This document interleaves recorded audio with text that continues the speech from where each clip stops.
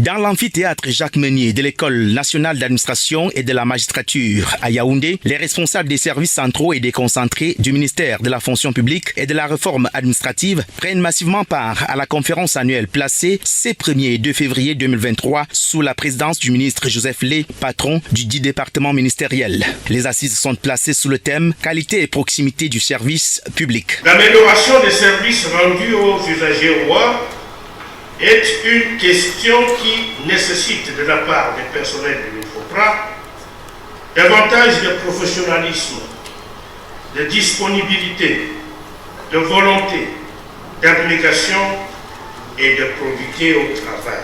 Pour cette première journée, ce sont des exposés et bien d'autres points qui meublent le séminaire et en bonne place le discours d'ouverture du patron des lieux qui ne manque pas de revenir sur le bilan de l'année 2022. L'exigence de satisfaction des usagers a connu un tournant décisif en 2022 avec la gestion de la crise liée aux revendications des enseignants et bien d'autres activités telles que l'assainissement du fichier SOLT et personnel de l'État, la mise en place en cours du nouveau CIGIPES, la mise en place en cours également de la plateforme d'authentification des diplômes par le MINFOPRA.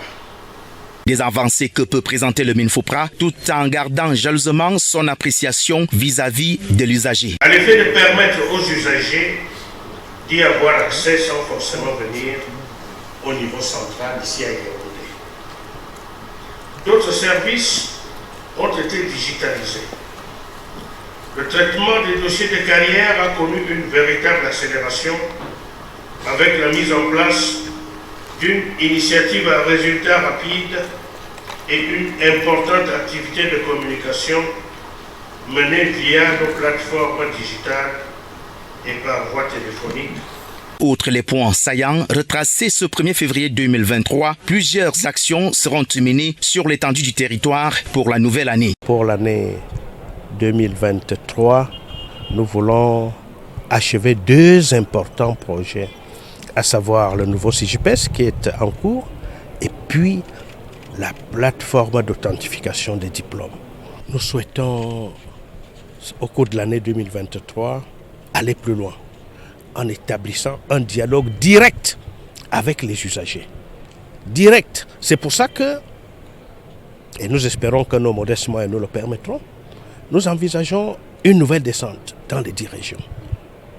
Pour que dans une sorte de casa palabre, dans une sorte d'échange direct avec les usagers, nous puissions d'abord leur expliquer ce que nous faisons, ensuite et surtout recueillir leurs doléances. À titre de rappel, la conférence lancée ce mercredi s'achève ce jeudi 2 février 2023 par une cérémonie de présentation des vœux au ministre de la fonction publique et de la réforme administrative et d'autres points importants sont aussi inscrits à l'ordre du jour.